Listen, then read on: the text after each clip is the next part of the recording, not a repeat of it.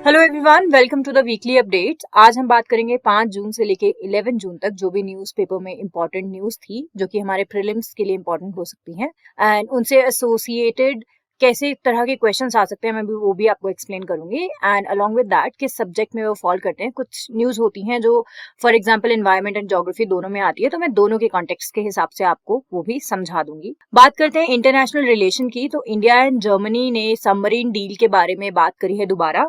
That is project 75I के तहत हमें जो 6 advance conventional submarines Indian navy को चाहिए थी, उस प्रोजेक्ट के बारे में बात की गई है, तो that was again in news. फिर बात करते हैं, इंडिया और यूएस ने अपने एक्सपोर्ट कंट्रोल रेगुलेशंस जो हैं उनको रिव्यू किया है। उसके बारे में बात करेंगे कि अगर रेगुलेशंस रिव्यू हुए हैं तो क्या है। और again with that in this news only we will discuss what is IUSSTD, that is India US strategic trade dialogue क्या है और उसके की हाइलाइट्स क्या थे, वो भी हम इस न्यूज में डिस्कस करेंगे। जब हम पॉलिटी की बात करते हैं तो equal share in property for scheduled tribe women, जो सेंटर बात कर रहा है कि इक्वल शेयर मिलना चाहिए प्रॉपर्टी में, स्पेसिफिकली शेड्यूल्ड ट्राइब वुमेन को, उसके बारे में न्यूज है। So we will discuss that in news which will be under your politics section.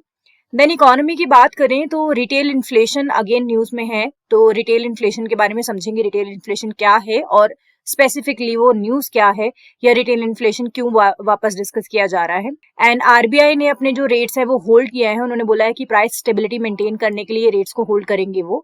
So we will see that also. जब हम गवर्नेंस की बात करते हैं तो जो MSP that is your minimum support price है, वो खारिफ क्रॉप्स के लिए बढ़ाया गया है, तो वी विल डिस्कस दैट। और जो हमारी 508 डिस्ट्रिक्ट्स इन द कंट्री जो हैं वो फ्री फ्रॉम मैनुअल स्कैवेंजिंग है। सो ये एक रिपोर्ट आई है, तो हम उस रिपोर्ट को डिस्कस करेंगे। ऑल्सो वी विल डिस्कस कि मैनुअल स्कैवेंजिंग का आजकल स्टेटस क्या है इंडिया में। Also coal and lignite exploration was in news, so we will discuss that कि गवर्नमेंट उस पर क्यों स्पेंड कर रही है, वो इंपॉर्टेंट क्यों है, एक्सप्लोरेशन की क्यों की जाती है। और इंडिया जो है वर्ल्ड का second largest producer of crude steel बना है, so we will discuss that कि ये कैसे बना है, फर्स्ट कौन है एंड इंडिया ने क्या किया है कि इंडिया जो है सेकेंड लार्जेस्ट प्रोड्यूसर अब बन गया है। बात करते हैं बायोडाइवर्सिटी एंड एनवायरमेंट सेक्शन की। सो ब्लैक टर्टल्स जो थे वो केरला में जो है 56 फ्लैप शेल वाले ब्लैक टर्टल्स जो हैं वो किसी आग की वजह से मरे हैं, तो वो हम डिस्कस करेंगे कि वो एनवायरनमेंट के लिए क्यों इंपॉर्टेंट थे, क्या उनका स्टेटस है, IUCN स्टेटस है, और किस वजह से, किस वेटलैंड में ये आग लगी थी जिसकी वजह से ये हुआ है। Also world environment day 50th anniversary was there, world environment day की on 5 June. So we will discuss की थीम क्या थी, वर्ल्ड एनवायरमेंट डे क्यों मनाया जाता है, सो वो भी डिस्कस करेंगे, क्योंकि इस तरह के क्वेश्चंस की जो स्टेटमेंट्स हैं वो प्रीलिम्स एग्जाम में बहुत बार पूछी जाती हैं कि थीम क्या था, कौन होस्ट कर रहा था, या क्यों मनाते हैं वर्ल्ड एनवायरमेंट डे। जैसे कि अब ये टर्टल वाली न्यूज है, तो वो स्पेसिफिकली ये नहीं पूछेगा कि कौन से टर्टल उस फायर में थे और या कौन से टर्टल जो थे वो इंडेंजर्ड है, वो ये पूछ लेगा कि इन टर्टल्स का क्या इंपॉर्टेंस है, या इन टर्टल का क्या स्टेटस था जो भी जिनकी भी डेथ हुई है इस फायर में, या किस वेटलैंड से ये एसोसिएटेड थे, किस रीजन से एसोसिएटेड थे। सो हम वो सब डिस्कस करेंगे। देन साइक्लोन बिपार जो है, जो कि अरेबियन सी में जनरेट हो रहा है, इंटेंसिफाई हो रहा है। अब again I was telling you ना, देयर सम न्यूज जो कि दो एम्बिट में आ सकती है। फॉर एग्जांपल ये एनवायरमेंट भी हो सकता है कि साइक्लोन से क्या क्या लॉसेस हो सकते हैं एनवायरमेंट को या बायोडाइवर्सिटी को, सो आप इसे कंसिडर कर सकते हो, एनवायरमेंट के लिए भी इंपॉर्टेंट है। जो साइक्लोन जनरेट होने का फिनोमिना होता है वो ज्योग्राफी का पार्ट होता है, so it can be asked in your geography section also, so important from both the prospective. GS paper 1 के लिए भी इंपॉर्टेंट हो जाता है आपका मेंस का, एंड प्रीलिम्स का तो GS 1 ही है, एंड GS 3 के लिए भी इंपॉर्टेंट हो जाता है आपके मेंस के लिए। अब बात करते हैं साइंस एंड टेक्नोलॉजी में, जो हमारा हिग्स बोसोन है, अगेन वो न्यूज में था क्योंकि हिग्स बोसोन डीके ऑब्जर्व किया गया है आपके लार्ज हेड्रोन कोलाइडर एक्सपेरिमेंट के में, सो हम उसके बारे में बात करेंगे। और अभी हमने रिसेंटली डिस्कस भी किया था कि AI को हम कैसे यूज कर सकते हैं, तो one of the major utilization of AI and satellites which will be used in field growing organic cottons. So वो कैसे यूज होगा और वो क्यों यूज में है, हम वो बात करेंगे कि ऑर्गेनिक कॉटन में हम AI को कैसे इस्तेमाल करने वाले हैं। देन जो हमारा इंडिजीनियस हेवीवेट टॉर्पीडो है वो सक्सेसफुली टेस्ट हुआ है, that indigenous mean it is made in India only. So India का अपना एक टॉर्पीडो एक सक्सेसफुली टेस्ट किया गया था और वो टेस्ट सक्सेसफुल हुआ है, तो उसके बारे में बात करेंगे। न्यूज़पेपर में एक हेडलाइंस हमने देखी कि will the WHO pandemic treaty leave out anti microbial resistance और नॉट। बेसिकली क्या है, ये जो WHO की एक पैंडेमिक ट्रीटी जो है वर्ल्ड हेल्थ असेंबली ने बनाई है, और जो लास्ट ड्राफ्ट था उसमें आपकी एंटी माइक्रोबियल रेजिस्टेंस की बात की गई थी, लेकिन जो अब जो ड्राफ्ट आया है उसमें ऐसा माना जा रहा है कि AMR that is anti microbial resistance के ऊपर जो बात की गई थी या जो भी पॉलिसीज या जो भी सजेशंस थे वो शायद हटाए जाएंगे. That is why it was in news, so we will discuss that in detail. So now let's start the video by discussing the very first news, that is India and Germany submarine deal. Context जरा समझ लेते हैं कि ये news क्यों थी. क्योंकि India and Germany ने डिस्कस किया है कि क्या प्रोग्रेस हुआ है जो 6 advanced conventional submarines Indian navy को चाहिए थे. Under which project? This is under project 71I. सो इस प्रोजेक्ट के तहत जो 6 सबमरीन्स आने थे उसका क्या प्रोग्रेस है. और ये भी कहा जा रहा है कि ये सबमरीन डील में एक फ्लैगशिप प्रोजेक्ट हो सकता है. दोनों जो नेशंस हैं that is India and Germany, उन्होंने अपना मिलिट्री कोऑपरेशन जो है उसे इंटेंसिफाई किया है और स्पेसिफिकली मिलिट्री के बारे में इंटेंसिफाई किया है और other branches also that is navy and air force में भी वो इंटेंसिफाई करने की बात कर रहे हैं.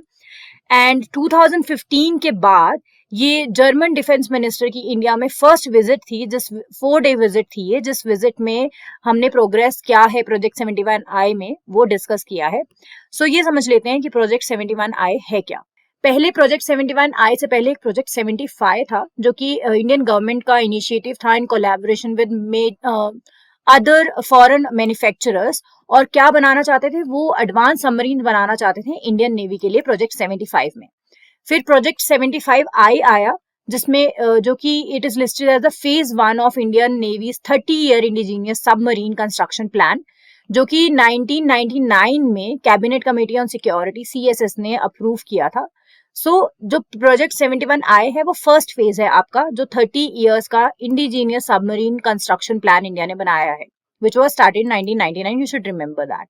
अब ये प्लान जो है इसके तहत हमें 24 सबमरीन्स बनानी है और इंडिजीनियसली बनानी है along with public and private industries for appropriate designs in 2 phases. That means हम 24 सबमरीन्स इन टोटल बनाना चाहते हैं जिसमें आपका पब्लिक एंड प्राइवेट इंडस्ट्री का पार्टिसिपेशन हो सकता है, बट बेसिकली इंडिजीनियस ही बनेंगी. सो प्रोजेक्ट 75I की जब बात करते हैं, अभी जो है वो 6 मॉडर्न कन्वेंशनल सबमरीन्स जो हैं जिसमें शोर सपोर्ट भी होगा, इंजीनियरिंग सपोर्ट पैकेजेस भी होंगे, ट्रेनिंग एंड स्पार्स पैकेजेस भी होंगे, कंटेम्प्रेरी इक्विपमेंट भी होंगे, वेपन्स भी होंगे, sensors including fuel cell based AIP that is air independent propulsion plant, advance torpedoes होंगे, modern missiles, state of art counter measure system etcetera. मतलब ये इन सब चीजों के साथ इक्विप्ड जो 6 मॉडर्न कन्वेंशनल सबमरीन्स हम बनाना चाहते हैं ये उनकी बात की गई है.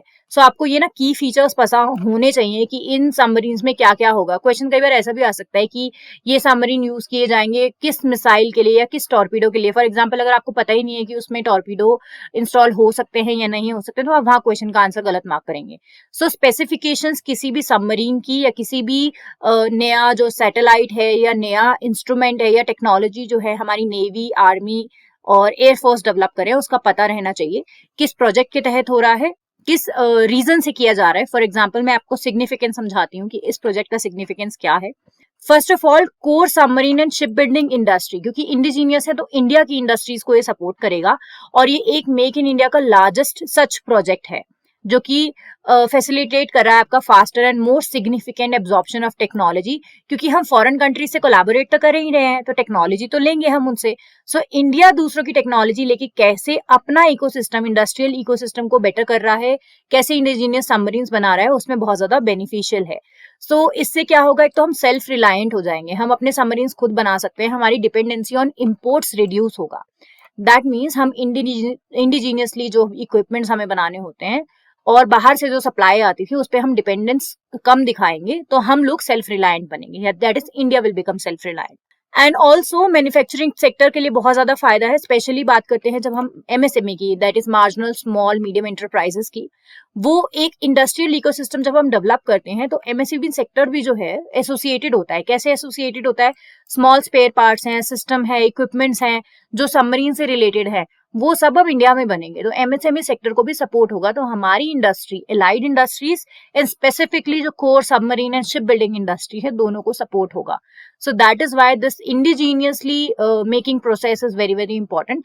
एंड सिमिलर लाइंस पे किसी भी प्रोजेक्ट के लिए जब मेक इन इंडिया की हम बात करते हैं तो सेम जो है बेनिफिट्स होते हैं कि एक तो आपका जो इंटरनल सेक्टर है या डोमेस्टिक इंडस्ट्री है वो स्ट्रांग होती है, आप डिपेंडेंट नहीं होते हो इम्पोर्ट्स पे, बाकी कंट्रीज पे डिपेंडेंट नहीं होते सप्लाईज के लिए।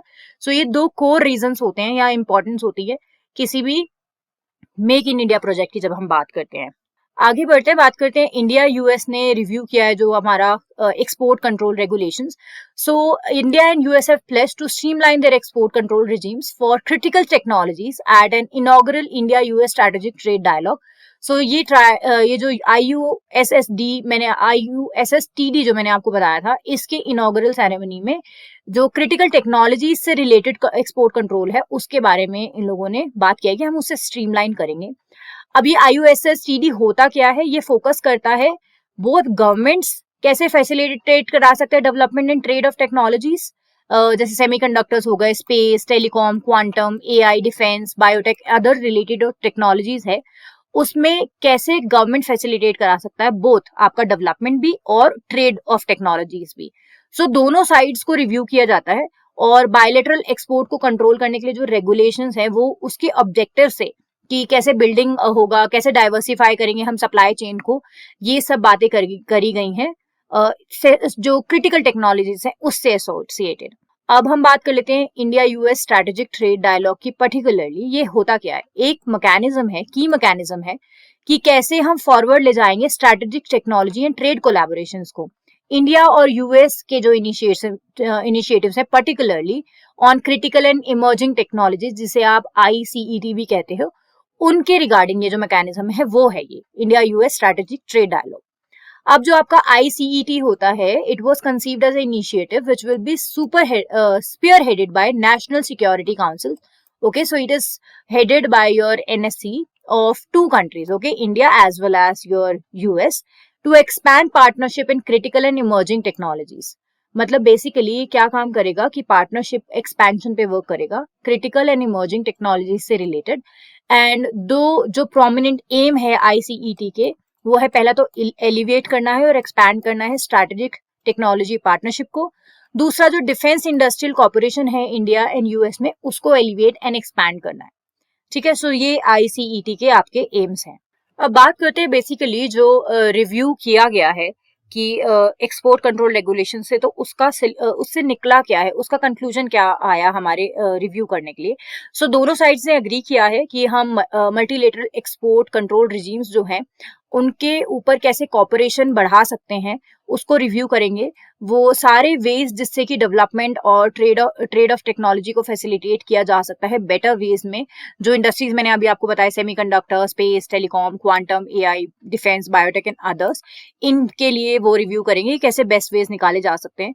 दूसरा उन्होंने बात करी है कि अवेयरनेस बढ़ाना बहुत ज्यादा जरूरी है, भले ही वो इंडस्ट्री में हो, अकेडमिक हो या अदर स्टेक होल्डर्स जो भी सिस्टम का पार्ट है, उन लोगों में अवेयरनेस कैसे एनहांस करी जा सकती है उसको वो रिव्यू करेंगे। और relevant bilateral export control regulations जो हैं उनको भी रिव्यू करेंगे। और ऑब्जेक्टिव क्या रहेगा कि उन्हें बिल्ड करना है और डाइवर्सिफाई करना है सप्लाई चेन को, कि एक स्ट्रैटेजिक टेक्नोलॉजीज का जो सप्लाई चेन है उसको बेटर कैसे बना सकते हैं और डाइवर्सिफाई कैसे कर सकते हैं, वो दोनों साइड्स अपने अपने रिव्यू करेंगे। And they acknowledge that the dialogue would be instrumental to enabling coproduction, that means दोनों कंट्रीज कैसे साथ मिलकर प्रोडक्शन कर सकते हैं, को डेवलपमेंट, दोनों कैसे साथ डेवलप कर सकते हैं technologies, enhance industrial collaborations in critical technologies, that means industrial collaborations को कैसे बढ़ावा दिया जा सकता है उसको भी रिव्यू किया जाएगा। अब बात करते हैं centre mulling equal share in property to ST women. तो सेंटर ने कंसिडर किया है एक नोटिफिकेशन में हिंदू सक्सेशन एक्ट जो है कि वो अप्लाई किया जाएगा बेनिफिशियल प्रोविजंस जो हैं उस एक्ट के, हिंदू सक्सेशन एक्ट के, शेड्यूल ट्राइब वुमेन पे भी जो कि हिंदुइज्म प्रोफेस करती हैं, दैट मीन्स वो हिंदुइज्म को मानती हैं और प्रोफेस करती हैं। इससे होगा क्या, उनको भी जो प्रॉपर्टी होती है, प्रॉपर्टीज ऑफ देयर फादर्स और हिंदू अनडिवाइडेड फैमिलीज की, उनमें इक्वल शेयर मिल पाएगा। अब राज्यसभा मेंबर जो हैं P. Wilson, he made a representation pointing out that the benefit of equal inheritance had so far been denied to the women of scheduled tribes who professed Hinduism।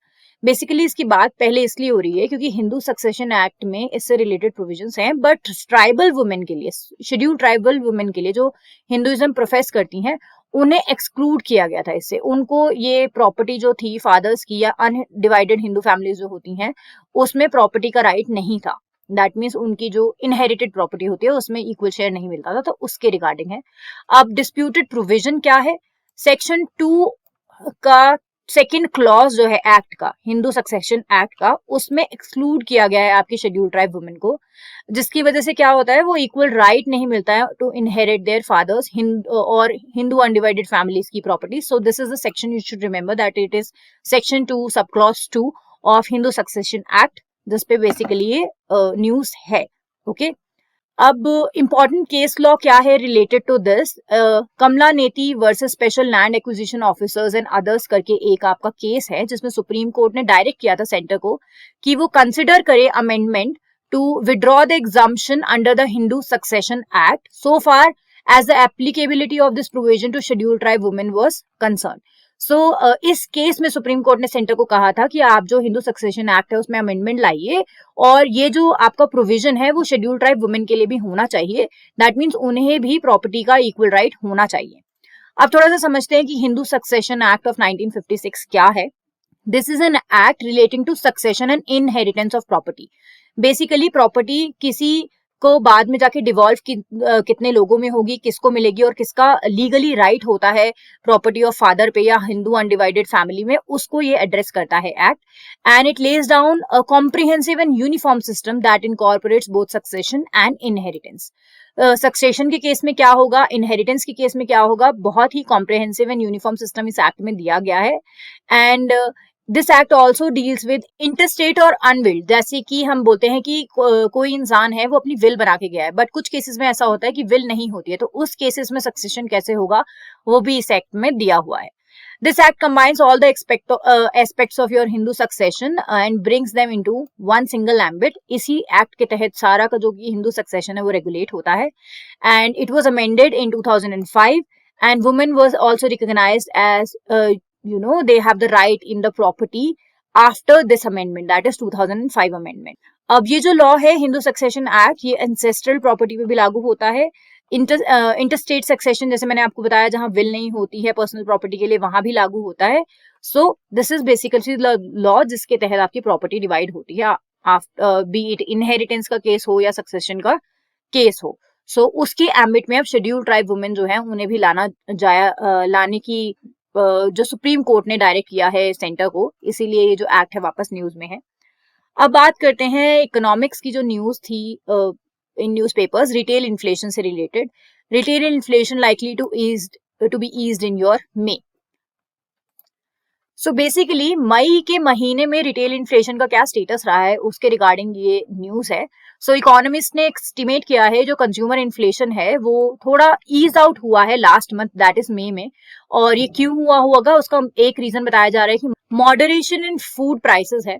हालांकि हम कह रहे हैं कि फूड प्राइसेस मॉडरेट रहे हैं, लेकिन अप्रैल में से अगर जब कंपेयर किया जाए मई का, सो इंक्रीज ही हुआ है। अप्रैल में इट वाज 0.4% इन में, एंड जब हम बात करते हैं अप्रैल में इट वाज 0.2%। सो अब एक्सपेक्टेड अप्रैल से जब हम कंपेयर करते हैं तो वो ज्यादा है, लेकिन जो हमारा प्रेडिक्टेड था कि मई में और ज्यादा बढ़ सकता है, उस हिसाब से ये बोल रहे हैं कि ईज्ड अप ही रहा है, ज्यादा बहुत ज्यादा नहीं बढ़ा है। अब हाईलाइट्स डिस्कस कर लेते हैं। जो इंडिया में कंज्यूमर इन्फ्लेशन है वो मॉडरेट further होगा from April's 18th month low of 4.7%. That means the food prices rise likely to have cooled further in May, even as prices of some items like milk, rice, pulses moved up on a month basis. That means कि जब हम average price की बात कर रहे हैं तो average prices थोड़े कम ही बढ़े हैं, लेकिन कुछ आइटम्स ऐसे हैं जिनके प्राइसेस बहुत बढ़े हैं या मंथ ऑन मंथ बेसिस पे बढ़ ही रहे हैं, जैसे कि आपका मिल्क है, राइस है, पल्सेस है, ये मंथ ऑन बेसिस पे इंक्रीज हो रहे हैं। लेकिन ओवरऑल जब हम बात करते हैं, सबको एवरेज करते हैं सारे प्रोडक्ट्स को, तो कंज्यूमर इन्फ्लेशन जो की बात करें हम या फूड प्राइसेस की जो बात करें हैं, they have likely to be cooled further. Okay, और वही एक्सपेक्टेड है आगे भी कि शायद आगे भी और कूल्ड ऑफ होगा। जो कि हमारा नेशनल स्टैटिस्टिकल ऑफिस है, दैट इज एनएसओ है, उन्होंने रिलीज किया था ये कंज्यूमर प्राइस इंडेक्स जो होता है, एंड बताया है कि rice and wheat prices have increase 10%। Rice का प्राइस 10% बढ़ा है, जो कि व्हीट का प्राइस 8% बढ़ा है मई में, कंपेयर टू लास्ट ईयर का मई का जो भी प्राइसेस था, दैट इज 2022 में मई में जो प्राइसेस थे। एंड जब हम बात करते हैं स्पेसिफिकली इस इंडेक्स की, तो ये बढ़ा है 0.4% बढ़ा है इनमें, जबकि अप्रैल में देयर वाज अ 0.2% का decline. Okay, so it has increased, but on an average हम जब बात कर रहे हैं तो बात कर रहे हैं कि on an average it has cooled of या फिर ईज ऑफ हुआ है मई में। अब बात करते हैं कंज्यूमर इन्फ्लेशन होता क्या है। हम बोल रहे हैं कि मई में बढ़ा है एज कम्पेयर टू अप्रैल, और इस पे मॉडरेट प्राइसेस भी रहे हैं, कुछ आइटम्स के प्राइसेस बढ़े, बट होता क्या है, जब किसी भी कमोडिटी या बास्केट ऑफ गुड्स की बात करते हैं, basket of goods and services की बात करते हैं, उसके प्राइसेस में चेंज आता है। ओके, और ये कौन से गुड्स एंड सर्विसेज हैं जो टिपिकली कोई भी specific group of house holds है जो खरीदता है, दैट मीन्स बेसिक नेसेसिटीज भी इसमें आ सकती है। सो उनका जब इन्फ्लेशन मेजर करते हैं तो that is consumer inflation. So it is measured by consumer price index, जो कि इन्फ्लेशन होता है और जो कि डिफाइन किया जाता है the change in the prices of a basket of goods and services that are typically purchased by specific group of households. Now consumer price indexes CPIs होते क्या है? They are index numbers that measure change in the prices of goods and services purchased or acquired by the households, and this can be used directly, indirectly to satisfy their needs and wants by your household. So सारे goods and services आते हैं जो हम directly consume करते हैं या indirectly consume करते हैं आपके कंज्यूमर प्राइस इंडेक्सेस में। अब बात करते हैं कि RBI holds rates and was to keep price stability. ये जो MPC है उन्होंने रेपो रेट को अनचेंज रखा है, दैट मीन वो 6.5% पे ही उन्होंने बोला है कि उतना ही रहेंगे, और RBI ने फोरकास्ट किया है कि रियल GDP ग्रोथ जो 2023-2024 में होगा वो 6.5% का होगा, और प्रोजेक्टेड CPI इन्फ्लेशन भी उन्होंने 5.1% का बताया है इस फिस्कल ईयर में। सो उन्होंने इन बेसिस के ऊपर आपको जो रेपो रेट है उसे चेंज नहीं किया है और 6.5 पे स्टिक करे हैं कि इतना ही रेपो रेट रखा जाएगा। So Reserve Bank of India Monetary Policy Committee, that is MPC, has decided unanimously on Thursday to keep the policy repo rate unchanged, that is 6.5% only, and they have decided to remain focused on withdrawal of accommodation to ensure the inflation progressively aligns with the targets and while supporting the growth. That means उन्होंने ये decision इस basis पे लिया है या इसलिए लिया है कि जो इन्फ्लेशन है उसे हम प्रोग्रेसिवली कंट्रोल कर पाएं, क्योंकि इन्फ्लेशन देखो प्राइसेस बढ़ेंगे लेकिन उन प्राइसेस को कैसे अपने जिस दायरे में रखना है कि हम उसे कंट्रोल कर पाए, एंड हमारी कंट्री की जो ग्रोथ है, इकोनॉमिक ग्रोथ है, डेवलपमेंट है, वो भी हैम्पर नहीं हो। सो उस चीज को मद्देनजर रखते हुए ये डिसीजन लिया गया है कि रेपो रेट को हम 6.5% ही रखते हैं। अब रेपो रेट होता क्या है? रेपो रेट का बेसिकली मतलब होता है जब रिजर्व बैंक ऑफ इंडिया किसी भी बैंक को कोई जो मनी लेंड करता है जिस रेट पे, फॉर एग्जांपल आप किसी बैंक जाते हैं, आप लोन अप्लाई करते हैं, आपको वो लोन किसी एक इंटरेस्ट रेट पे देता है बैंक, दैट इज वो बैंक का इंटरेस्ट रेट। लेकिन जब बैंक्स RBI से लोन लेते हैं तो RBI भी उन्हें एक इंटरेस्ट रेट देता है। सो उस इंटरेस्ट रेट को हम रेपो रेट बोलते हैं, जिसपे RBI आपको अदर बैंक्स को लेंड करता है money. Okay, so this is repo rate. और जो कमर्शियल बैंक्स होते हैं वो मेक करते हैं repurchase agreement with RBI and sell their GSECs government securities and buy back at a different rate on agreed price. So ये जो भी RBI और बैंक्स के बीच में लेना देना होता है, रीपर्चेस अग्रीमेंट्स होते हैं या गवर्नमेंट सिक्योरिटीज का बाय एंड सेल किया जाता है, उससे एसोसिएटेड होता है आपका रेपो रेट। जब रेपो रेट बढ़ता है इसका मतलब क्या होगा कि जो नॉर्मल बैंक्स हैं वो RBI से बोरो नहीं करेंगे, है ना। जब वो बोरो ही नहीं करेंगे तो लेंडिंग टू द कस्टमर जो है वो रिड्यूस होगा, दैट मींस लिक्विडिटी जो मार्केट में है वो रिड्यूस होगी। क्योंकि देखिए जो नॉर्मल बैंक है, फॉर एग्जांपल SBI है, पंजाब नेशनल बैंक है, इन्होंने RBI से कोई पैसा नहीं लिया क्योंकि बहुत ज्यादा इंटरेस्ट देना पड़ रहा था, तो अब इनके पास शॉर्टेज ऑफ मनी है, तो वो कस्टमर्स को आगे लोन प्रोवाइड नहीं कर पाएंगे, तो कस्टमर के पास शॉर्टेज ऑफ मनी है। Basically this shortage of money is not exactly कि मार्केट में पैसा कम हो गया है, बट लिक्विडिटी कम हो गई है। लोगों के बैंक अकाउंट में पैसे हो सकते हैं, बट जो लिक्विड मनी है, दैट मीन्स जो एक्सचेंज में यूज हो रही है, वो कम हो रही है। तो उसका मतलब क्या होता है कि जब लोगों के पास लिक्विडिटी ऑफ मनी कम होता है तो उनका परचेजिंग पावर कम होता है, जिसकी वजह से क्या होगा कि डिमांड मार्केट में कम होगी। So this is part of your contractionary monetary policy also. So here you can see demand market में कम होगी एंड ये कॉन्ट्रैक्शनरी मॉनेटरी पॉलिसी है, एक्सपैंड नहीं करेगा, कॉन्ट्रैक्ट करेगा मार्केट। सो ऐसे याद रख सकते हैं आप। अब अगर रेपो रेट डिक्रीज हो जाता है तो क्या होगा? रेपो रेट कम है, कम इंटरेस्ट पे RBI बैंक्स को मनी देने को रेडी है, तो बैंक बहुत ज्यादा बोरो करेंगे, बैंक आगे और लोन्स भी देंगे, लोगों के पास मनी ज्यादा रहेगा, लिक्विडिटी बढ़ेगा, सो डिमांड मार्केट में बढ़ेगी क्योंकि लोगों की परचेसिंग पावर बढ़ गई है। सो that is why it is expansionary monetary policy. Market में मनी का एक्सपेंशन हो रहा है, लिक्विडिटी बढ़ रही है। ओके, सो आप ऐसे याद रख सकते हैं। अब बात करते हैं गवर्नेंस सेक्शन में। गवर्नमेंट ने जो खारिफ क्रॉप्स थे उनका मिनिमम सपोर्ट प्राइस जो है वो बढ़ाया है। So center has set the minimum support price for paddy sown in the kharif or monsoon season at 2,183 per quintal, जिसमें कि 143 रुपीज पर क्विंटल का इंक्रीज है। That means 143 rupees last year कम था, 143 रुपीज बढ़ा दिया गया है इस साल। जो 2023 और 24 की जब बात करते हैं, 17 खारिफ क्रॉप्स ऐसी हैं और या खारिफ क्रॉप्स एंड वेरिएंट्स हैं जिनको cabinet committee on economic affair ने अप्रूव किया है कि इनके एमएसपी को बढ़ाया जा सकता है। And centre has said its aim was to ensure reasonably fair remuneration for farmers and encourage crop diversification, and several farmers organisation said that the increase would not cover the rising input cost. अब इसमें दो पहलू हैं MSP बढ़ाने के लिए। सरकार ने ये कहा है कि देखो, मिनिमम सपोर्ट प्राइस बेसिकली पहले समझ लेते हैं होता क्या है, जिसकी वजह से आपको ये लाइन समझ आएगी कि ये फार्मर्स और गवर्नमेंट के लिए दो पहलू से न्यूज अलग अलग कैसे है। जो मिनिमम सपोर्ट प्राइस होता है वो एक फॉर्म ऑफ मार्केट इंटरवेंशन है by government of India. Okay, जिससे क्या होता है कि अगर फार्मर्स अपना मंडी में जो भी फसल लेके जाते हैं अगर वो नहीं बिकती है तो गवर्नमेंट ये कहती है कि हम आपको एक मिनिमम प्राइस इतना देंगे, आप हमें बेच दो। तो क्या होता है, वो एक मिनिमम प्राइस है कि आपको पर केजी इतने रुपए से नीचे तो आपको फसल नहीं बेचनी पड़ेगी। क्योंकि कुछ एरियाज में आज भी ऐसा होता है कि जब मंडी में किसान अपनी फसल लेके जाता है लेकिन वहां पे उसे प्रॉपर प्राइसेस नहीं मिलते हैं, वो मजबूर होता है कि लो प्राइसेस पे अपनी फसल को बेचे, जिससे क्या होगा, फार्मर का लॉस होगा, उसे प्रॉपर या फेयर रेम्यूनरेशन नहीं मिल रहा है। तो उस चीज को कम करने के लिए गवर्नमेंट फार्मर को सपोर्ट करने के लिए एमएसपी लाते हैं। एमएसपी से क्या हुआ, उसी एमएसपी को बढ़ाया गया है कुछ क्रॉप्स के लिए। सरकार ने कहा है कि हम चाहते हैं कि फेयर रेम्यूनरेशन मिले फार्मर्स को और वो क्रॉप डाइवर्सिफिकेशन करें, वो अलग अलग जो क्रॉप्स हैं जिनके एमएसपी ज्यादा है उन्हें उगाए। लेकिन फार्मर्स ऑर्गेनाइजेशन अभी भी ये कह रहे हैं कि इस इंक्रीज के बावजूद भी जो राइजिंग इनपुट कॉस्ट है, जो लागत है किसी भी फसल को उगाने में, उसको मीट नहीं कर रहा है। मतलब फॉर एग्जाम्पल, अगर राइस उगाने में 12 रुपए की लागत आती है लेकिन एमएसपी राइस का 8 रुपए है, this is just an example. तो किसान को राइस उगाना महंगा पड़ रहा है, उसको फसल उगाने के बाद तो 8 रुपए पर केजी मिलेगा लेकिन पर केजी पे किसान की जेब से 12 रुपए लगा हुआ है। किसान का प्रॉब्लम ये है, फार्मर्स ऑर्गेनाइजेशन यही कह रहे हैं कि राइजिंग इनपुट कॉस्ट जितना है ना उसके हिसाब से एमएसपी नहीं है। अब बात करते हैं MSP for moong. It is 8,558 पर क्विंटल, जो कि 803 रुपए बढ़ाया गया है लास्ट ईयर से।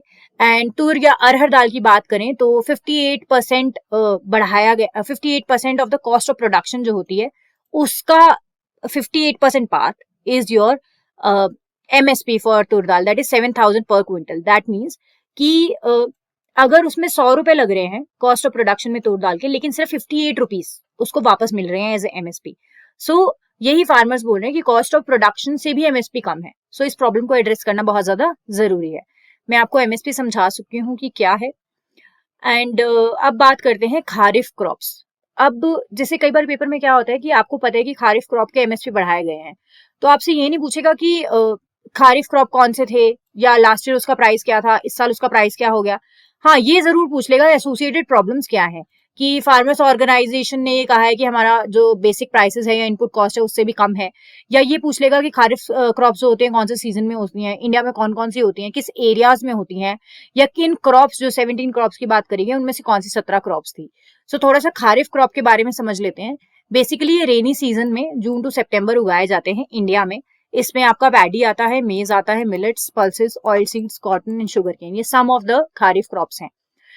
आप इसके बारे में अगर और जानना चाहते हैं तो few things you need to remember is कि कौन से एरिया में कौन सी क्रॉप्स उगाए जाते हैं, कौन सी लीडिंग एरियाज है, जैसे राइस सबसे ज्यादा कौन सी स्टेट इंडिया में उगाती है। ओके, उसका नॉलेज होना चाहिए।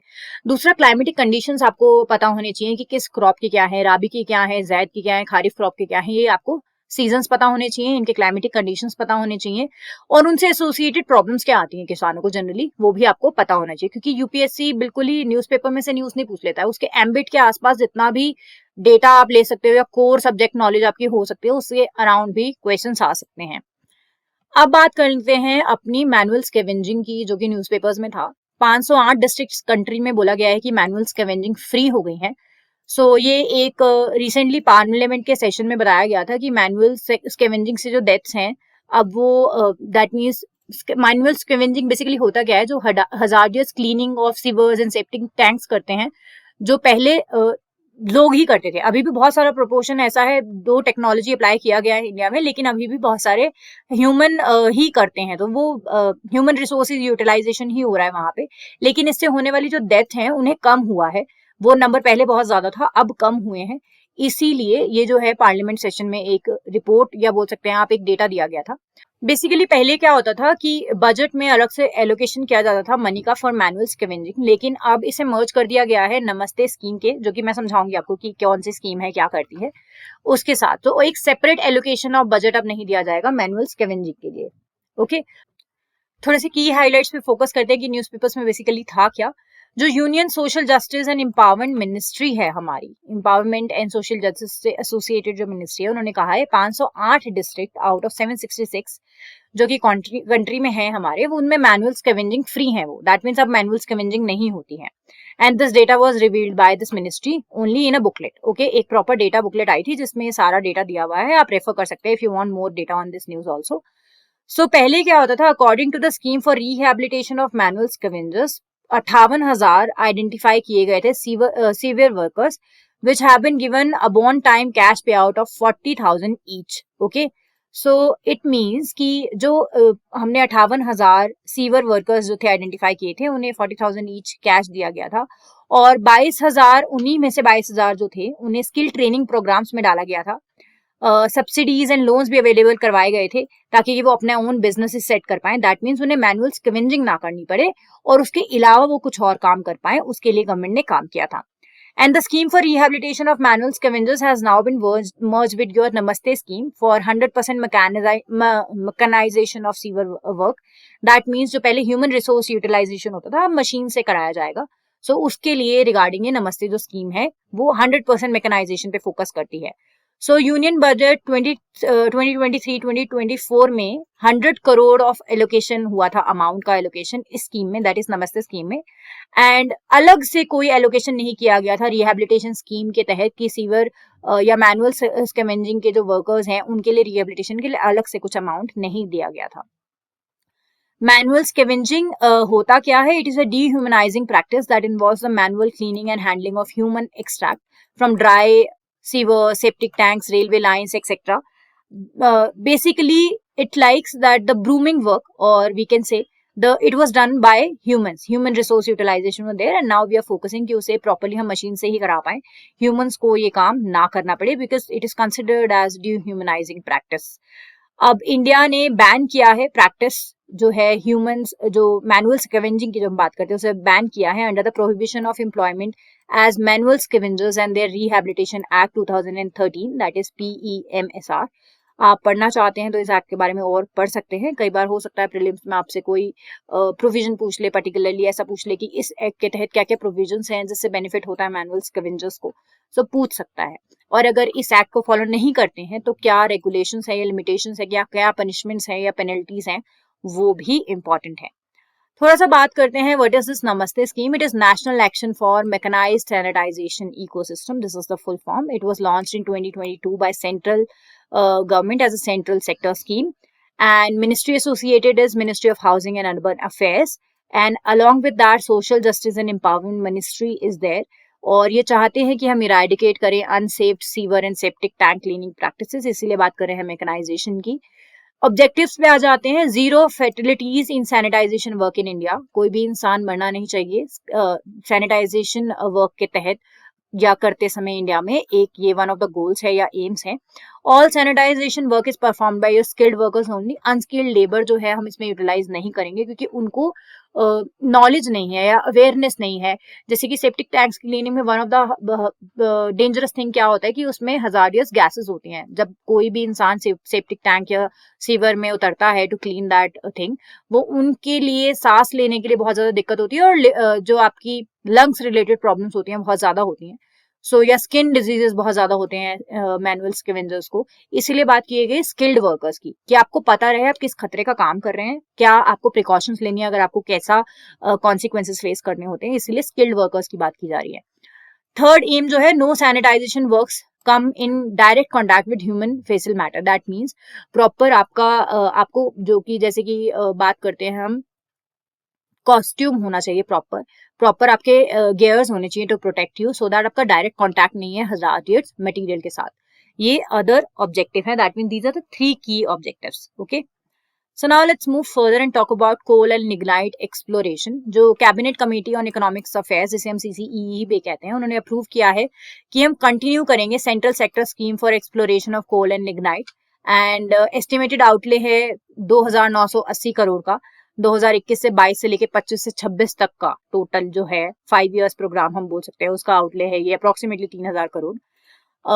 The approval will provide an outlay of rupees 1650 crore for promotional exploration and 1330 crore for detailed drilling in non-CIL areas. Okay, so the budget has been divided like this, you can see.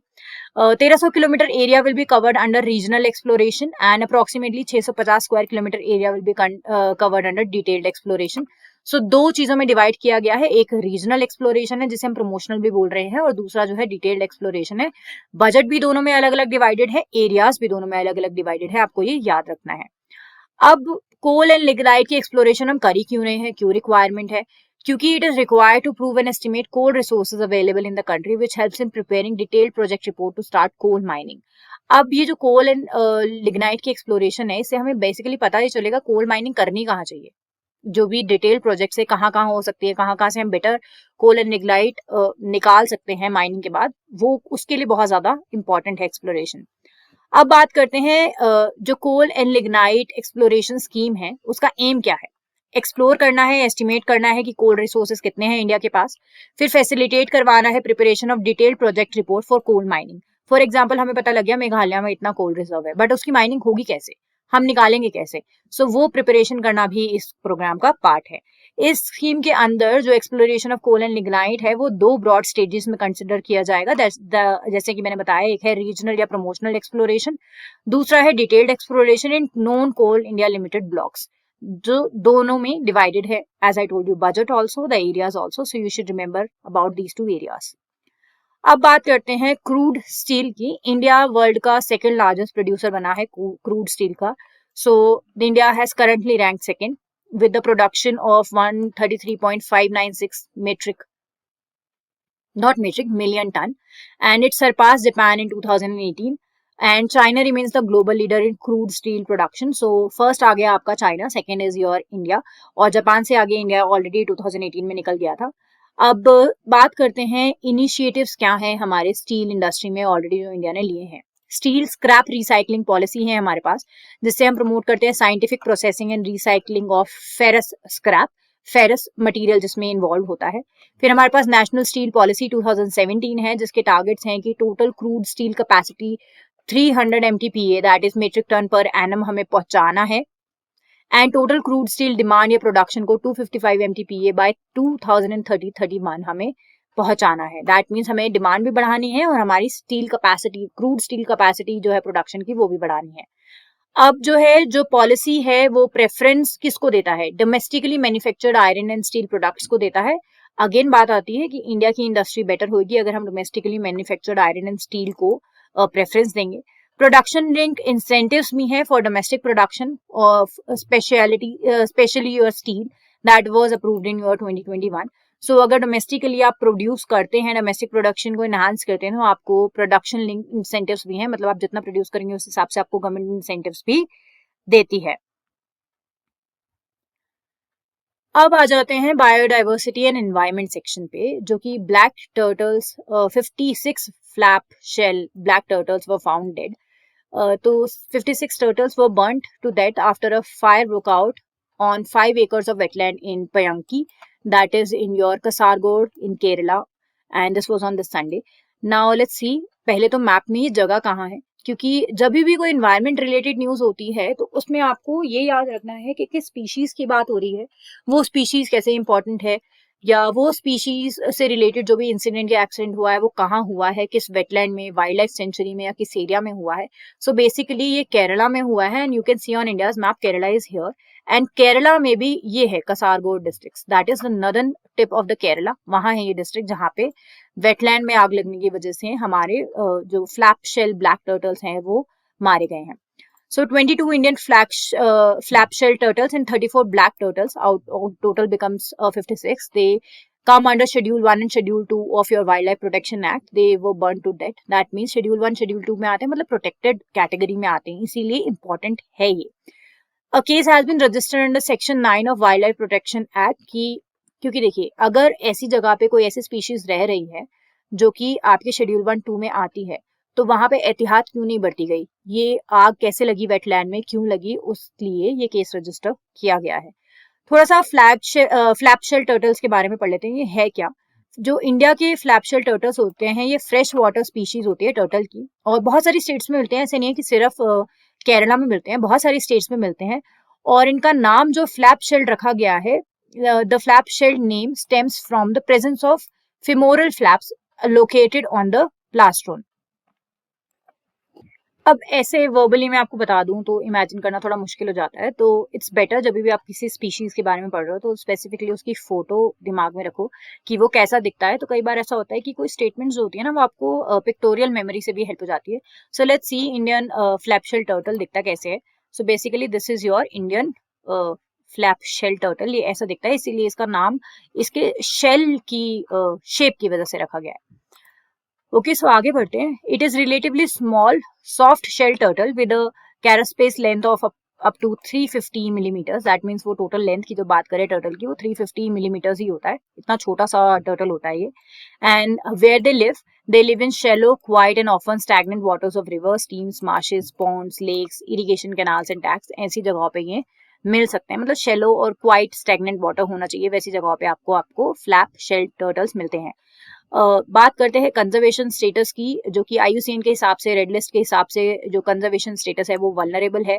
Sites में ये appendix 2 में named है, और wild life protection act 1972 में ये scheduled 1 category की species में आता है। तीनों ही स्टेटस इंपॉर्टेंट है, बी इट IUCN, साइट्स और wild life protection act, India and world level दोनों पे, और दोनों में से किसी पे भी क्वेश्चन आ सकते हैं। अब बात करते हैं ब्लैक टर्टल की। अ फ्रेश वाटर स्पीशीज है again, and there were 29 species of fresh water turtle and tortoise found in India. Total species की अगर बात करें तो 29 फ्रेश वाटर टर्टल्स की स्पीशीज पाई जाती है इंडिया में, और black turtle is one of them. Conservation status यहाँ पे क्रिटिकली इंडेंजर्ड है, दैट मीन्स ये पॉपुलेशन जो है वो डेंजर में है, हमें बचाने की बहुत ज्यादा जरूरत है। साइट्स में अपेंडिक्स 1 में है, वेयर एज योर फ्लैपशेल टर्टल 2 में था, ये 1 में है। और वाइल्ड लाइफ प्रोटेक्शन एक्ट में कोई लीगल प्रोटेक्शन नहीं दिया गया इन टर्टल्स को, वेयर एज वो शेड्यूल 1 था फ्लैपशेल। सो डिफरेंस है दोनों टर्टल में, स्पीशीज बाय स्पीशीज डिफरेंस होता है। अब आपको मैं एक बार दिखा देती हूँ ब्लैक टर्टल कैसे दिखता है। ब्लैक टर्टल जो इंडिया का है वो ऐसा दिखता है। सो यू शुड रिमेंबर दोनों की डिफरेंस है, black turtle and flap shell turtle, दोनों की शेप एंड शेल में डिफरेंस है, that is why they are two different species. Now moving further to the World Environment Day, which was celebrated, and WED short form में बोलते हैं, it has been led by United Nations Environment Program UNEP, and since its inception in 1973, first time 1973 में आया था, and it is held annually on 5th of June, and बहुत सारे लोगों को साथ लाता है and engage करता है उनको to, और इनकरेज करता है उनको to protect and restore the earth and environment. And इस साल जब सेलिब्रेट किया गया तो वो 50th एनिवर्सरी थी वर्ल्ड एनवायरमेंट डे की। 50th anniversary of world environment day पे क्वेश्चन कैसे आ सकता है, आपको इसकी थीम जरूर पता होनी चाहिए। So solutions to plastic pollution was a theme, you should remember. और कई बार ऐसा होता है कि इस बार की थीम की जगह पिछले साल की थीम पूछ लेता है, तो आप प्लीज 2022 में क्या थीम था वो जरूर फाइंड आउट कीजिएगा और कमेंट्स में बताना कि क्या थीम था 2022 का। अब ministry of environment, forest and climate change ने लॉन्च किया है इस 50th एनिवर्सरी पे एक Amrit Dharohar and mangrove initiative for shoreline habitat and tangible incomes, that is Mishti initiative जो लॉन्च किया है। अगर आपको मिस्टी इनिशिएटिव पे डिटेल्ड वीडियो चाहिए तो वो भी हमें कमेंट में बताना, हम जरूर आपको प्रोवाइड करवाएंगे सारा detailed information about the scheme and initiatives. अब बात कर लेते हैं स्पेसिफिकली वर्ल्ड एनवायरमेंट डे की। A World Environment Day, as I told you, 5th June every year it is celebrated. UN General Assembly ने 1972 में फर्स्ट टाइम जो कि Stockholm conference on human environment हुई थी उसमें ये एस्टैब्लिश किया था कि हम वर्ल्ड एनवायरनमेंट डे बनाएंगे। 1973 में फर्स्ट टाइम बना था। फिर first established bye United nation general assembly, again I told you 150 countries हैं जो पार्टिसिपेट करती हैं, जो कि वेरियस एक्टिविटीज इस डे पे होती हैं उसमें। इट इज इम्पॉर्टेंट क्यों, क्योंकि ये अवेयरनेस बढ़ाता है, इंकरेज करता है प्रोटेक्ट करने के लिए our planet and environment.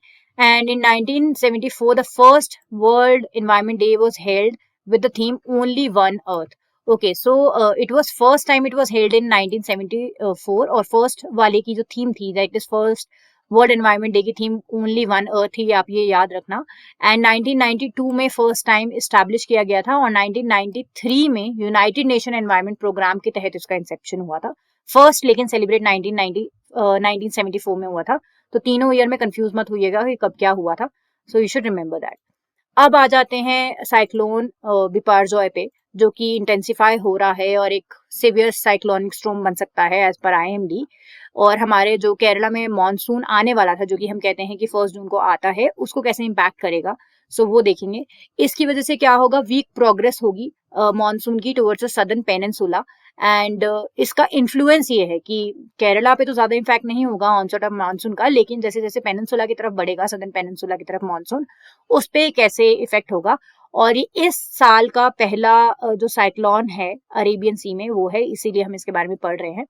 It is likely to move nearly northward and intensify into a very severe cyclonic storm, and it would then move towards northwestward during the subsequent 3 days. So ये northward move कर रहा है Arabian सी से, और IMD ने कहा है कि ऐसा अभी तक कोई मेजर इम्पैक्ट होगा एडजॉइनिंग कंट्रीज में जो अरेबियन सी के आसपास है, जैसे कि इंडिया, ओमान, ईरान, पाकिस्तान, ऐसा कुछ मेजर इम्पैक्ट करेगा कि नहीं करेगा वो आईएमडी ने नहीं बताया है। दो मॉनसून को इम्पैक्ट करेगा वो आईएमडी ने बोला है। अब साइंटिस्ट ने बोला है साइक्लोनिक स्टॉर्म्स जो बे ऑफ बंगाल और अरेबियन सी में आते हैं वो जनरली इंटेंसिफाई करते हैं, और उनकी इंटेंसिटी होती है लॉन्गर ड्यूरेशन के लिए, अब बढ़ रही है। मतलब पहले अगर मान लीजिए उनकी इंटेंसिटी कुछ 2 या 3 दिन के लिए होती थी, लेकिन अब लॉन्गर ड्यूरेशन के लिए है, एंड उसका रीजन बताया गया है climate change. And according to another study, changing status of tropical cyclones over the northern Indian Ocean, Arabian Sea saw significant increasing trend in the intensity, frequency, duration of cyclonic storms. That means ये जो study है changing status of tropical cyclones over the north Indian ocean में बताया गया है कि जो Arabian सी में जितने भी साइक्लोन्स थे उनकी इंटेंसिटी बढ़ी है, फ्रीक्वेंसी बढ़ी है, ड्यूरेशन बढ़ी है, और वो सिवियर साइक्लोनिक स्टॉर्म में तब्दील होते हैं ज्यादा अब। जबकि डेटा पुराना जो 1982 से 2019 का है, दैट इज डिफरेंट। अब क्लाइमेट चेंज की वजह से ये इम्पैक्ट्स आ रहे हैं। अब बात करते हैं कि इससे बेसिकली होगा क्या। अब ये जो इंक्रीज्ड साइक्लोनिक एक्टिविटी है अरेबियन सी को, इसको लिंक किया जा रहा है राइजिंग ओशन टेम्परेचर्स और increased availability of moisture due to global warming से। और साइंटिस्ट ने ये बोला है कि जो पेनिनसुला, सदर्न पेनिनसुला में जो रेन होती है इस साइक्लोन की इन्फ्लुएंस की वजह से, क्योंकि लो प्रेशर डेवलप हो रहा है, तो उस वजह से थोड़ी सी कम होगी। और जो ऑनसेट ऑफ मानसून है वो 4 दिन डिलेड बोला गया है इवन केरला में। Okay, so these are the impacts और एसोसिएटेड टू क्लाइमेट चेंज, कैसे साइक्लोन से एसोसिएटेड वो है। अब बात करते हैं साइंस एंड टेक्नोलॉजी की न्यूज की। Rare Higgs boson decay observed in large hadron collider, that is LHC में, और LHC का जो एक्सपेरिमेंट हुआ है उसमें जो कि फिजिसिस्ट हैं जो काम कर रहे हैं लार्ज हाइड्रोजन कोलाइडर में, उन्होंने पार्टिकल स्मैशर एट सर्न जो यूरोप में है, उन्होंने रिपोर्ट किया है कि they have detected Higgs boson जो कि डिके हो रहा है into a Z boson particle and a photon. And this is a very rare decay process जो कि ऑब्जर्व किया गया है, and it tells important things about Higgs boson as well as about our universe. पहले भी Higgs boson बहुत ज्यादा news में था, तो क्योंकि वो यूनिवर्स के बारे में बताता है इसीलिए हम उस पर एक्सपेरिमेंट्स और ज्यादा करते हैं ताकि ये पता चले और ज्यादा यूनिवर्स के बारे में। अब नए रिजल्ट्स क्या है? नए रिजल्ट्स में ये बोला गया है जो हिग्स बोसॉन होता है वो बहुत ज्यादा हेवी होता है और अनस्टेबल पार्टिकल होता है, इसीलिए उसका डीके होना इनटू लाइटर पार्टिकल्स जो है वो बहुत ज्यादा इंपॉर्टेंट है। सो उसे ऑब्जर्व करना है, and we can't always say which combination of particles will decay it into, मतलब वो डिके होके क्या बनेगा वो भी हमें जनरली नहीं पता होता है। अब बात करते हैं जब वो डीके होता है तो जो जेड बोसॉन हम बात करें वो बनेगा, वो भी अनस्टेबल होता है, और जो जेड बोसॉन हमें मिलता है वो फर्दर डिके होता है टू म्यूऑन्स में। अब ये कहा जा रहा है कि अगर हमें simultaneously pair of muons and photons को डिस्कवर करना है कि वो कैसे डिके हो रहे हैं, तो एक 3000 हिग्स बोसॉन को ऑब्जर्व करना पड़ेगा। हमें इतना बड़ा एक्सपेरिमेंट होल्ड करना पड़ेगा so that we can observe this decay at once. Okay, so that is why even though the Higgs boson was discovered more than a year ago at your LHC, it is only now the physicists are confirming its this decay pathway, क्योंकि observe बहुत पहले कर लिया गया था कि Higgs boson है और वो यूनिवर्स के बारे में बताता है, लेकिन उसका डीके कैसे होता है, कब होता है, उसमें आगे डीके से क्या मिलता है हमें, वो सब हमें चीजें नहीं पता थी, और फर्दर ऑब्जर्व करने के लिए भी बहुत बड़ा एक्सपेरिमेंट होल्ड करना पड़ेगा। Now, two detectors that announced the new measurement, they are called your Atlas and CMS, had in fact looked for and found a decay before as well in 2018 and 20. As I told you, simultaneously observe करने के लिए बहुत बड़ा experiment चाहिए. So ये दो आपको नाम जरूर पता होने चाहिए कि न्यू मेजरमेंट्स कौन से दो डिटेक्टर से आए हैं. 2018 और 15 की जब बात करते हैं तो two teams combined their data collected in 2015 and 18 and as a result significantly increased the statistical precision and reach for their searches according to your CERN statement. So 2018 और 20 में भी ऑब्जर्व किया गया था दो डिटेक्टर्स के साथ. सो आपको ये दोनों के नाम याद होने चाहिए. अब हिग्स बोसोन होता क्या है? It is a type of boson, a force carrying सब एटॉमिक पार्टिकल. बेसिकली एक सब एटॉमिक पार्टिकल का कैरी करने वाला एक फोर्स होता है.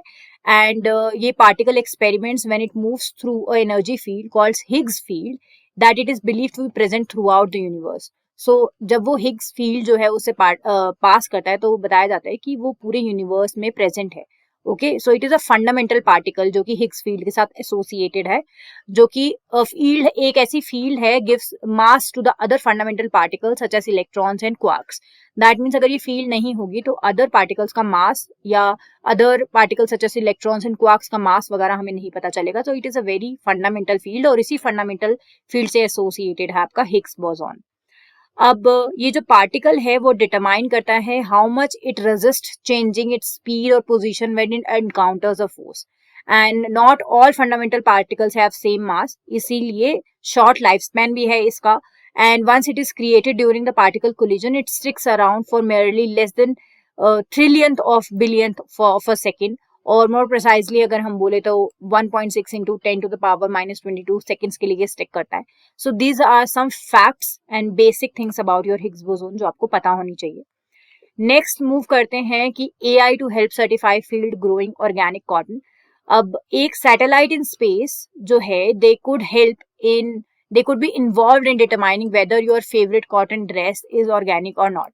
A new initiative by European Space Agency and Global Organic Textile Standard plans to combine data from satellite images and artificial intelligence to keep track of cotton certification in India. मतलब AI को use करके और satellites को use करके कि cotton कितना ज्यादा किस गुणवत्ता का है उसको सर्टिफाई करने के लिए इसे यूज किया जाएगा. और दो एजेंसीज इन्वॉल्व हैं, आपको याद रखना है, European space agency, global organic textile standards इसमें इन्वॉल्व हैं. अब as I told you, it is a collaboration between ESA, GOTS and AI company Marple that will automatically classify cotton fields in India in line with cultivation standards. And ESA's Business Application and Space Solution Program, the initiative will train AI models to read ESA satellite data to identify and classify cotton fields.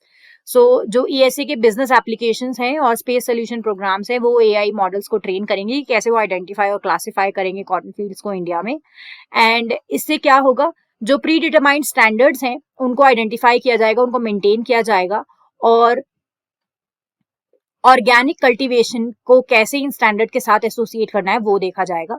Primary objective की अगर बात करते हैं इस initiative की तो है आपको कोलैबोरेशन करना है और इंटीग्रेट करना है organic cotton by developing advance risk assessment techniques and to prevent fraud throughout the supply chain.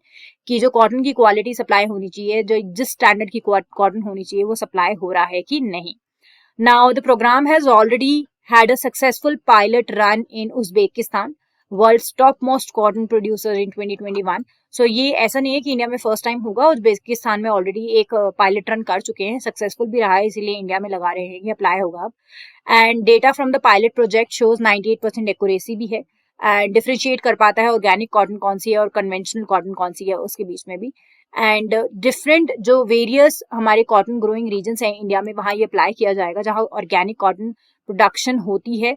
और फर्स्ट रिजल्ट्स जो इस प्रोग्राम के आएंगे वो लेट 2023 में एक्सपेक्टेड है. That means in the fourth quarter of 2023 expected है कि क्या रिजल्ट्स होते हैं. अब इंडिया ने एक टॉर्पीडो लॉन्च किया था, दैट इज नेवी का टेस्ट था. नेवी ने टेस्ट फायर किया था indigenously design and developed heavy weight torpedo जिसका नाम है वरुण अस्त्रा एंड वो सक्सेसफुल हुआ है. सो बात कर लेते हैं, इंडक्शन हुआ वरुण अस्त्रा का आफ्टर एक्सटेंसिव ट्रायल्स एंड ये एंटी सबमरीन टॉर्पीडो होगा नेवल वॉरशिप्स के लिए. जो पुराने टॉर्पीडोज हैं उनको रिप्लेस करेगा हमारे नेवी शिप्स में और एक ये हैवी वेट टॉर्पीडो है. Varun Astra is a ship launched an anti-submarine torpedo and it is designed by your Naval Science and Technological Laboratory in Visakhapatnam. And this project is undertaken by your DRDO, that is Defense Research and Development Organization. Varun Astra के features देख लेते हैं थोड़े से. This is powered by an electric propulsion system with multiple 250 kilowatt silver oxide zinc batteries. अब दो तरीके से क्वेश्चन आ सकता है, या तो वरुण अस्त्रा पे आ जाएगा या आपका जैसे कि पहले लेड बैटरीज पे क्वेश्चन बहुत बार आ रखा है, अब आप सिल्वर ऑक्साइड जिंक बैटरीज पे भी क्वेश्चन आ सकता है, तो इसके बारे में भी पढ़ना बहुत ज्यादा इंपॉर्टेंट है. अब इस टॉर्पीडो की जब बात करते हैं, it can achieve the speed in excess of 74 kilometre per hour. 1.5 ton का अप्रोक्सीमेटली इसका वेट होता है और 250 किलो तक कन्वेंशनल वॉर हेड ये कैरी कर सकता है. And it is more than 95% indigenous content है इस टॉर्पीडो में. दैट मीन्स भारत से ही बनाया गया है 95% जो कंटेंट है इसमें, या जस्ट स्पेयर पार्ट्स की बात कर सकते हैं, जो भी चीजें उस टॉर्पीडो को बनाने में यूज हुई है 95% इंडिजीनियस ही है. और it is the only torpedo in the world to have GPS based location aid. That means वो जीपीएस सिस्टम यूज करता है लोकेशन एड के लिए, और वर्ल्ड में ये ऐसा पहला है. अब ऐसा भी क्वेश्चन आ सकता है कि वर्ल्ड का पहला कौन सा है, तो आपको ये वरुण अस्त्रा नाम पता होना चाहिए, क्योंकि जनरली क्या होता है, अगर आपको नाम याद नहीं होगा ना तो आप क्वेश्चन गलत मार्क करोगे. 4 आपको टॉर्पीडो के नाम दे देंगे, तो you have to identify which one is the correct one. It is an electrically propelled anti-submarine torpedo capable of targeting quite submarines both in deep and shallow waters. That means deep और shallow water दोनों में target कर सकता है. अगर किसी भी submarine को हमें टारगेट करना है तो हम इस टॉर्पीडो को लॉन्च करके deep as well as shallow waters में अटैक कर सकते हैं. So now let's understand what are torpedoes. Basically ये self propelled water projectile और ऐसे ऑब्जेक्ट्स होते हैं जो शिप और एयरक्राफ्ट से लॉन्च कर सकते हैं. जब ये अपने टारगेट के क्लोज प्रॉक्सिमिटी में पहुंचते हैं या उससे कोलाइड करते हैं तो ये एक्सप्लोड करते हैं, या हम बोल सकते हैं डेटोनेट करते हैं. So they are used in warships और एयरक्राफ्ट्स, ताकि के जो दुश्मन एयरक्राफ्ट्स हैं या सबमरीन्स हैं उनको हम अटैक कर सकें. Next is will the WHO's pandemic treaty leave out antimicrobial resistance.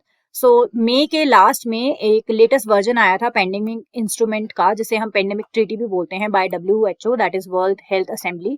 और जो लेटेस्ट वर्जन है, बेसिकली ये न्यूज इस बारे में है कि पहले जो वर्जन आया था, जो ड्राफ्ट आया था पेंडेमिक इंस्ट्रूमेंट का, उसमें हमने बात करी थी आपकी AMR पॉलिसी की. दैट मीन्स उसमें गाइडेंस था regarding your anti microbial resistance. But जो फर्स्ट राउंड की नेगोशिएशन हुई उसके बाद जो रिपोर्ट या ड्राफ्ट आई है उसमें शायद ये जो प्रोविजंस है उन्हें हटाने की बात की जा रही है. That means there is a risk of removal regarding these provisions. So basically this is the news. So now work on pandemic instruments began in 2021 December after WHO agreed to a global process to draft and negotiate an international instrument in this regard. कि WHO ने agree किया था एक pandemic के लिए international level पे एक instrument होना चाहिए, how to guide and to deal with these kind of situations. अब थोड़ा सा बात करते हैं पेंडेमिक ट्रीटी होती क्या है. जो पेंडेमिक ट्रीटी है वो प्रिवेंट करता है pandemic, save life, reduce disease burden, ऐसी बात करता है या एम करता है. लाइवलीहुड प्रोटेक्ट कैसे करेंगे, स्ट्रेंथन कैसे करेंगे world capacities for preventing, preparing for and responding to and recovering health system from pandemics. So basically pandemic associated जो भी प्रॉब्लम्स हो सकती हैं उनको कैसे डील करेंगे वो उस पर एम करता है. And it fosters on all of government and all of society approach and laid out aspects on pandemic prevention, preparedness and response. मतलब प्रिवेंट कैसे करेंगे, प्रिपेयर कैसे करेंगे एंड रिस्पॉन्स, जो तीनों चीजें हैं, होने से पहले, होने के दौरान और होने के बाद क्या हमारे एक्शंस होने चाहिए, उस पर कॉन्सेंट्रेट करता है. अब जरूरत क्या है ट्रीटी की, इससे क्या होगा, जो national, regional and global capacities है या रेजिलियंस टू फ्यूचर पेंडेमिक्स है उसको हम बेटर कॉम्बैक्ट या डील कर पाएंगे. अर्ली डिटेक्शन हो पाएगी या प्रिवेंशन हो पाएगी पेंडेमिक्स की, और रिस्पॉन्स जो फ्यूचर पेंडेमिक्स के टुवर्ड्स है रीजन्स का या नेशंस का वो बेटर हो पाएगा. यूनिवर्सल सोल्यूशंस हम निकाल पाएंगे, universal access to medical solutions हम दे पाएंगे. इसीलिए ऐसा ट्रीटी का होना बहुत ज्यादा इंपॉर्टेंट है. So this was all about the last week's important news regarding your prelims. So 5th June से 11th June को हमने comprehensively cover कर लिया है. So I hope आपकी सारी न्यूज अच्छे से कवर है और आपको सारे concepts related to this news समझ आए होंगे. जितने भी न्यूज आज हमने पढ़ी हैं उनसे एसोसिएटेड जितने भी कोर सब्जेक्ट नॉलेज है या जो भी फीचर्स हैं या सिग्निफिकेंस है वो सब आपको पता होना चाहिए, क्योंकि एग्जाम में प्रीलिम्स में स्टेटमेंट्स उसी से रिलेटेड आती हैं. So this is it for today's video. Thank you.